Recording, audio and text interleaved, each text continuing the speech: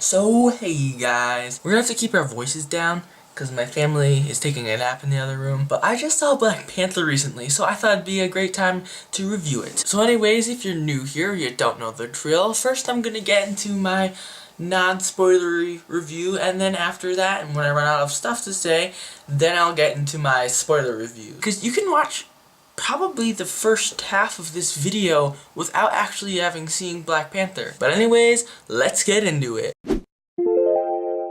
First off, my main thoughts about the movie. I thought it was pretty good, although it wasn't my favorite Marvel movie. I'm not saying it's bad or anything, I just didn't like it so much as the other ones. One of my friends made a very good point in saying that it's a great movie that you would rent to watch again, but not really a movie that you would buy on DVD. In fact, this movie's a lot like many of the other Marvel solo movies in the franchise, like Iron Man and Ant-Man and Doctor Strange, although it's a lot funnier than most. I mean, it's not Guardians of the Galaxy level humor, but it's a lot funnier than Ant-Man and Doctor Strange. What was also weird is it didn't really lead into Infinity War that much. You could have put Black Panther right after Civil War and it would have fit in the timeline just fine. To be honest though, there was a lot going for this movie. One of the main pulls of this movie is that they use African culture really well, and also they use a lot of cool and never before seen technology. Also, one of the main awesome things about this movie was the music. Now,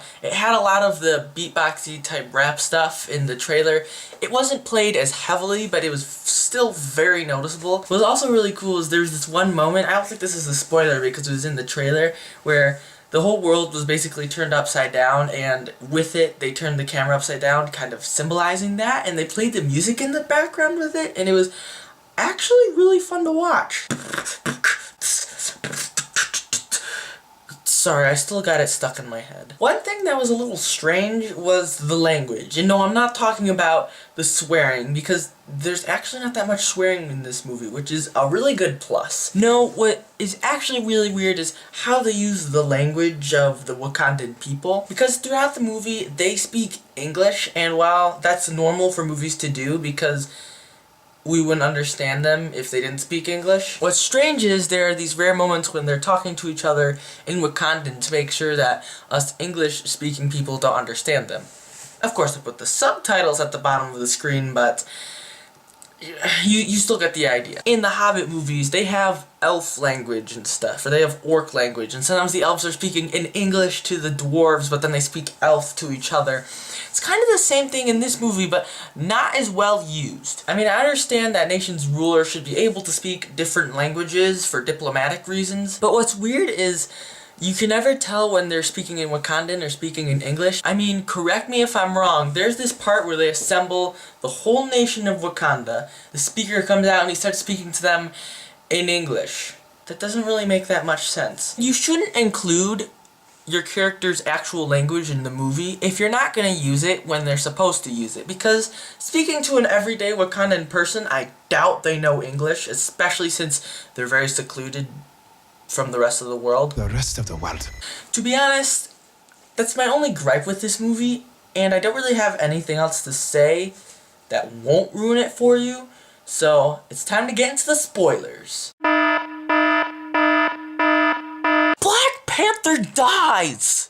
No, I'm serious, he actually does. Spoilers beyond this point, people. One of my favorite scenes in the movie was actually at the beginning, where they have all like the sand imagery and they're talking about how the nation of Wakanda was formed. And when I was watching it in the theater, and when I see the meteor falling and they're just like, and then a whole meteor vibranium hit the planet, I was thinking to myself, you know, vibranium's probably not the only thing in that meteor. Yep, word on the street is the Soul Stone is in Wakanda, which kind of makes sense. I mean, in the Infinity War trailer, it's shown that Thanos' forces are invading Wakanda, and there's really no other reason Thanos would invade Wakanda other than for the Infinity Stones.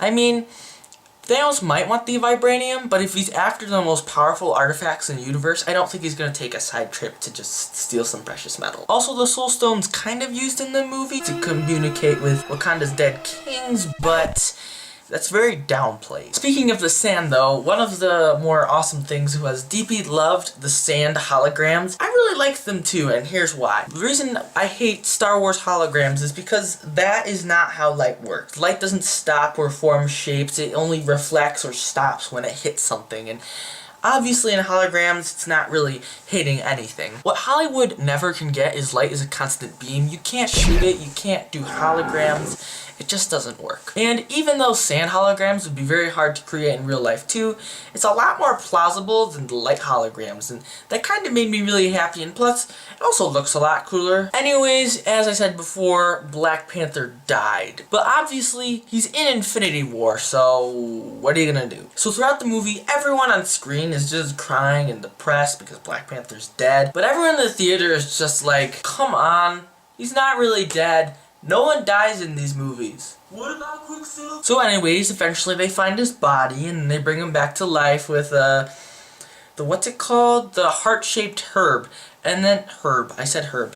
And so eventually they find his body and they feed him the heart-shaped herb, and not only do they revive him, but they restore his panther powers. Panther power! But on the other note, they used the last heart-shaped herb! I mean, early in the movie, when Killmonger becomes king by killing Black Panther, he eats the heart-shaped herb, and that gives him panther powers. Panther power! And then he burns all the rest, because he doesn't really want anyone else to be king. Burn it all! And so while he's burning all the other ones, Nakia, or Nikia?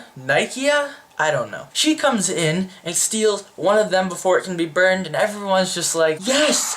Now they can plant new ones! But then they feed it to Black Panther, so if Black Panther has a son, he's not really gonna inherit any powers, now is he? To be honest though, I don't think in the comics he has a son, so I guess we're all good. Anyways, another thing that bugged me was when Killmonger becomes king, the Dora Milaje sided with him, which kind of makes sense. They explain it in the movie that they are sworn to the king, whoever the king may be. But what's weird is when Black Panther comes back from the dead, suddenly they just turn on Killmonger.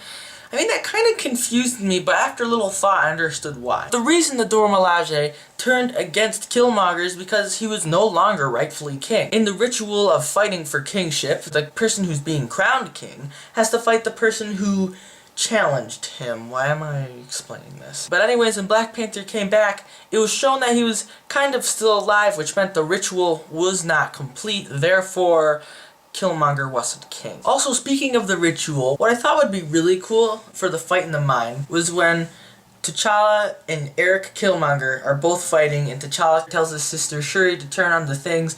I thought would be really cool is when she turns on the things that dampen their suit's powers, it would kind of make it so they're back fighting in the ritual. Because without the aid of technology, it'd be kind of like they're completing the ritual again, and when Black Panther eventually does kill Killmonger, then it'll actually be shown he will be rightfully king. Then again though, for the ritual, they were drained of their panther powers. Panther power! And they have their panther powers when they're fighting in the mine, so I guess it wouldn't have counted as much, but I still thought that would have been a really cool thing to include. What I also thought was stupid was the minecarts had to pass by to dampen their suit's technology.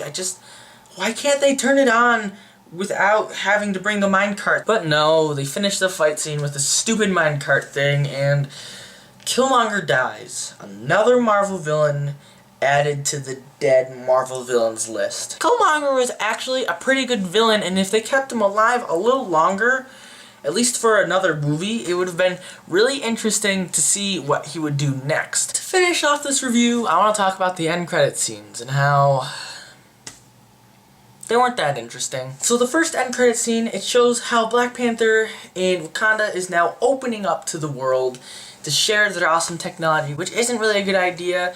It's not because that they won't be able to help people, it's just that now technology is probably going to get into the wrong hands. Anyways, he's talking to people at the United Nations, and what I thought was a really missed opportunity was a Doctor Doom cameo. I mean, that would have been fun to see. If you don't know, Marvel and Disney bought Fox, and so now they have access to like Fantastic Four characters and X-Men characters and stuff like that, and it would have been awesome to build on Doctor Doom, but apparently they didn't think to do that. The second end credit scene was very expected by the whole audience, where it's just shown that Winter Soldier's still in Wakanda and he's still alive and he talks to Shuri a little bit, and then that's it.